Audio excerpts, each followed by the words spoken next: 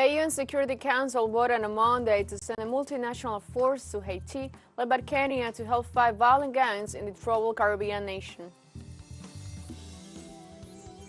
In Guatemala, social, indigenous, and political organizations met on Monday to protest against the Attorney General interference in the electoral process.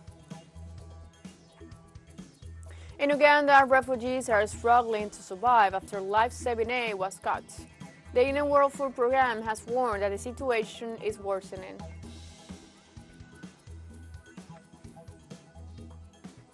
Hello, welcome to From the South. I'm Ana Rosabal from the teleSUR studios in Havana, Cuba. We begin with the news. The UN Security Council voted on Monday to send a multinational force to Haiti, led by Kenya, to help combat violent gangs in the troubled Caribbean country. The resolution drafted by the U.S. was approved with 13 votes in favor and 2 abstentions, which were China and Russia. The resolution authorizes the force to deploy for 1 year, with a review after 9 months. It would mark the first time a force is deployed to Haiti since the UN-approved mission nearly 20 years ago. A deployment date has not been set, although U.S. Secretary of State Antony Blinken recently said a security mission to Haiti will deploy in months. Meanwhile, Kenya's Foreign Affairs Minister Alfred Mutfwa told BBC that the force should already be in Haiti by January 1, 2024. If not before then, and the vote comes nearly a year after Haitian Prime Minister Ariel Henry and 18 top government officials requested the immediate deployment of foreign armed forces as the government struggled to control gangs amid a surge in killings, rapes, and kidnappings. Social, indigenous, and political organizations in Guatemala rallied on Monday to protest against the Attorney General's interference in the electoral process. The indigenous and union leaders demand the end of the actions seeking to overturn the electoral process and the persecution of the Supreme Electoral Court authorities. The demonstrators marched to the headquarters of the Constitutional Court to urge the intervention against Attorney General Maria Consuelo Porras, Prosecutor Rafael Curuchiche, and Judge Freddy Orellana. On the other hand, the Board of Community Mayor of the 48 cantons of Totonicapán joined the national strike to demand the resignation of this member of the Public Minister.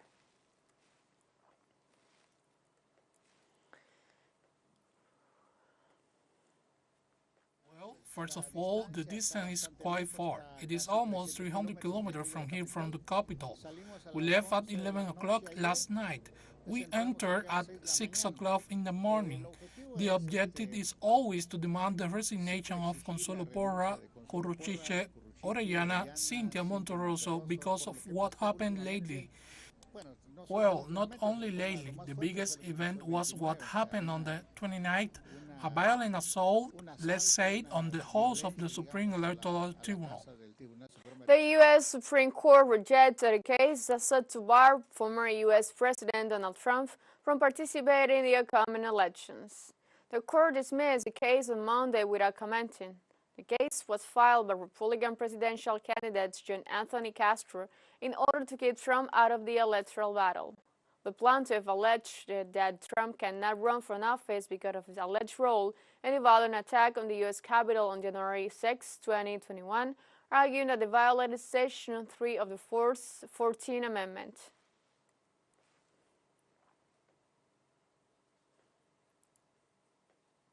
Let's take a short break, but remember you can join us on TikTok at teleSUR English, where you find news, new film formats, new dates, and more.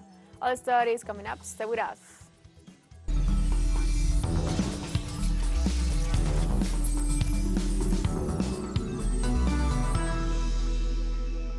Welcome back. Honduras, Cuba, Nicaragua, and Venezuela highlight a parliamentary cooperation between the peoples of Latin America and Russia based on equality and mutual respect. The parliamentary heads of these Latin American countries focus on the purpose of consolidating international legislative relations. The president of the National Assembly of Cuba, Esteban Lasso, stressed the interconnection with Russia as part of the strengthening of the informal and sovereign relations between people closer. During the last day of the Russia-Latin American International Parliamentary Conference held in Moscow, The head of the parliament of Venezuela, Jorge Rodriguez, welcomed the signing of an agreement with the Russian Duma that spans interparliamentary relations based on respect and deeper-rooted friendship.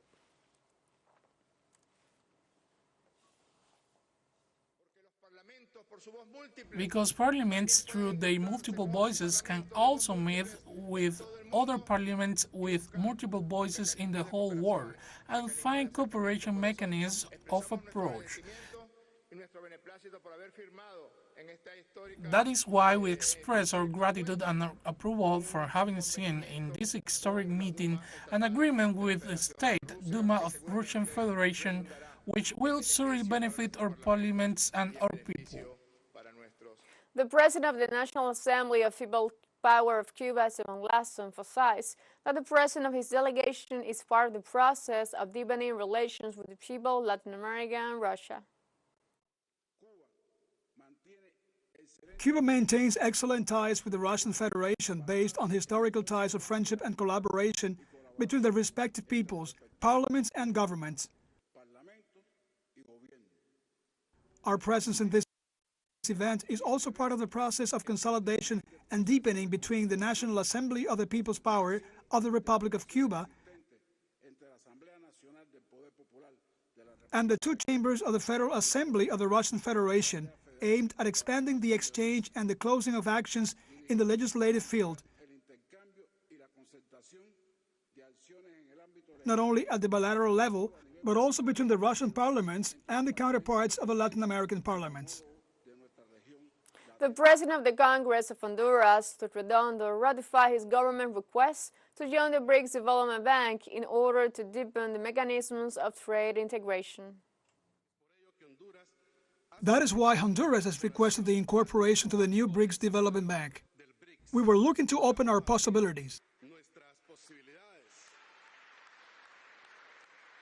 Open our possibilities of alternatives and development, and the BRICS has a very important presence worldwide in economic development and cooperation. It is for us a new window of opportunity for our people outside of the traditional financial entities. Iran and Russia implementing visa-free tourism modality. Tour operator from the Persian country visits the highlights of Russian southern region. TV Brief reporter Alexei Pinemnov has more details in the following report. Let's see. Mountains, historical monuments, health centers. A delegation from Iran is familiarizing itself with the tourist infrastructure of Russia's southern regions. The trip is taking place under the new rules. No visas required. I'm enjoying the beauty of this region. I'm very glad to be here. I hope and wish that after the cancellation of visas, tourists from Iran will be able to come and appreciate the beauty of these places. I think it will be a two-way road, and Russian tourists will also be able to visit the beautiful places in Iran. Stavropol Territory, Kabardino-Balkar and Chechen Republics, Republic of Dagestan. The program for representatives of leading Iranian travel agencies is scheduled for a week. This is not a regular delegation. In fact, a delegation made up of 4 tour operators. The purpose of this trip is to get acquainted and lay out the route that will be used by tourists to stay on the territory of Russia.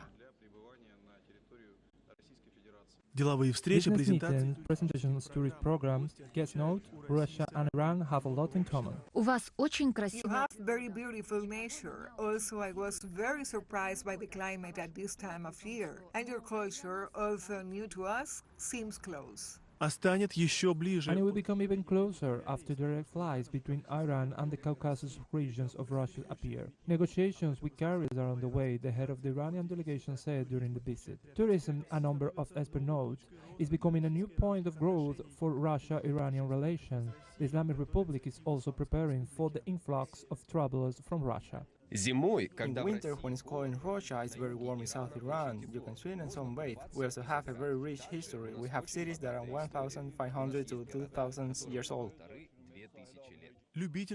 Amateur and professional mountaineering, car tourism, or health improving vías. The market participants spoke of the readiness to cooperate in these and other areas, in particular to provide the necessary number of guides and interpreters. According to the calculations by Russian authorities, about 60,000 Iranian travelers will visit Russia this year.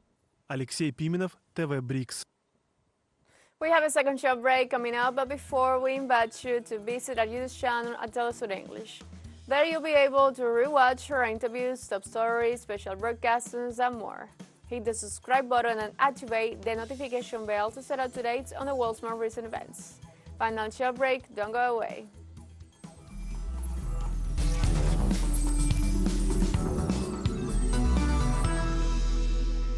Welcome back.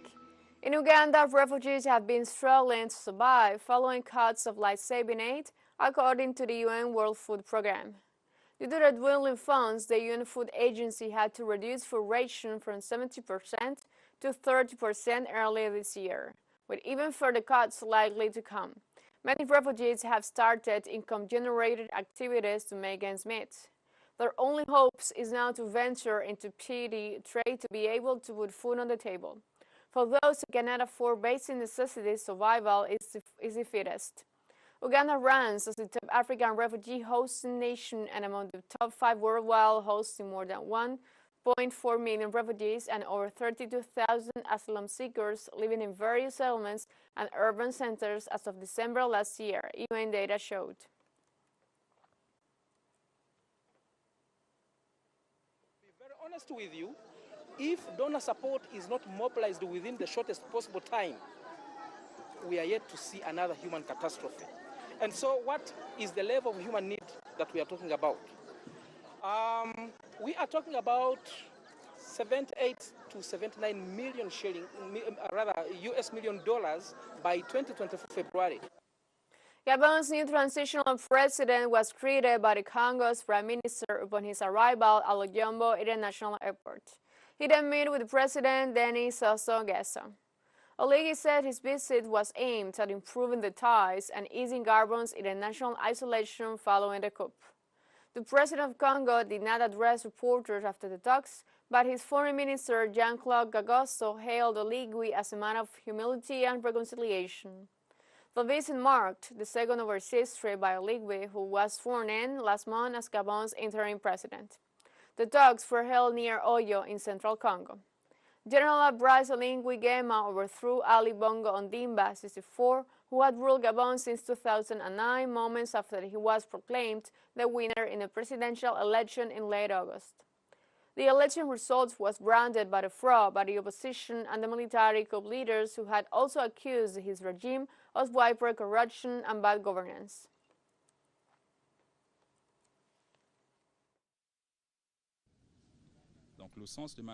My visit here also reflects what I did in Equatorial Guinea.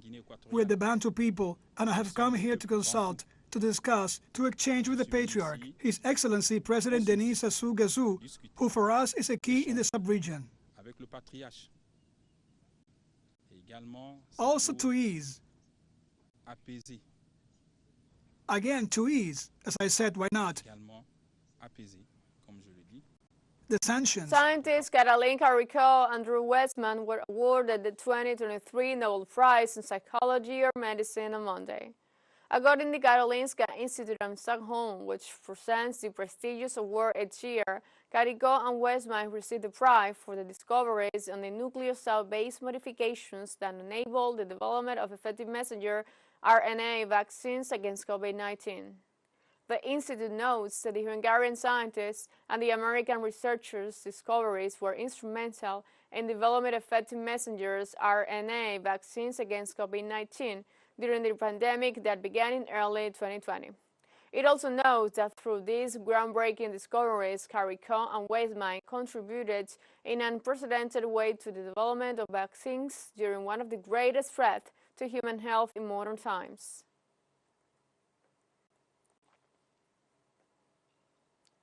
The World Health Organization Monday authorized a second vaccine against malaria and another against dengue fever. WHO Director General Tedros Adhanom Ghebreyesus said the UN Health Agency was approving the new malaria vaccine based on the advice of 2 expert groups, recommending its use in children at risk of the disease. Oxford University developed the 3-dose vaccine with help from the Serum Institute of India. Research suggests it is more than 75% effective, and that protection is maintained for at least another year with a booster. WHO's experts group also authorized dengue vaccine made by Takeda, which was previously approved by the EU drug regulator and which can be used in children aged 6 to 16 countries in a high prevalence of disease. Previous studies have shown Takeda's vaccine was about 84% effective in preventing people from being hospitalized with dengue and about 61% effective in stopping symptoms for years after getting immunized.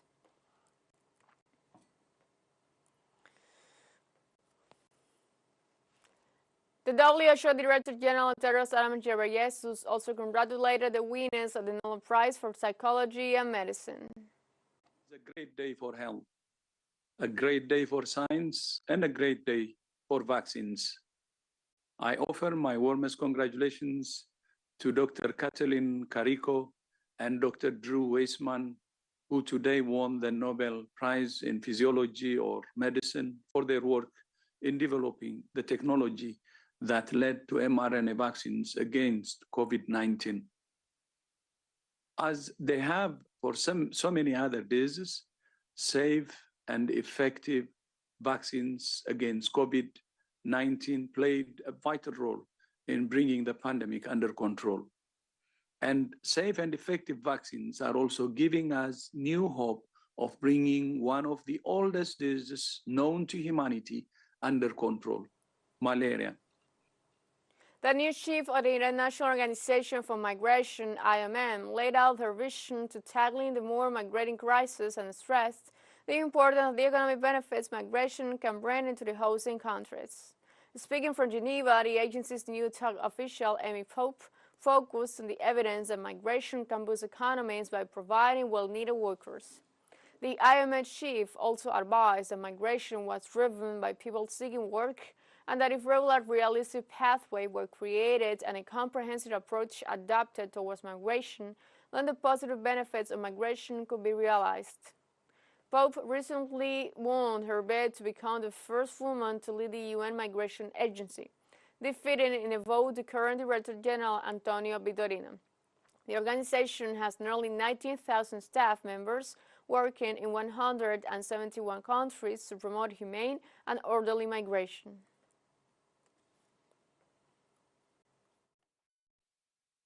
Taking the helm of IOM at a moment of unprecedented movement around the world. I was recently in the Eastern Horn of Africa, where we are seeing hundreds of thousands of people on the move, most recently as a result of drought. I've been spending quite a lot of time engaging with our member governments in Latin America, where there are, there are millions of people who continue to be on the move, and the profile of the people on the move has changed very significantly. And just last week, I met with a number of experts in Asian migration who tell us the same thing, whether it's climate change, whether it's conflict, whether it's the inability to find a job or a future at home, or violence within neighborhoods or communities. More and more people are looking to find a better life somewhere else in the world. And we have come to the end of this news brief. You can find this and many other stories on our website at telesurenglish.net. And join us on social media, Facebook, X, Instagram, Telegram, and TikTok. For TeleSUR English, I'm Ana Rosabal. Thank you for watching.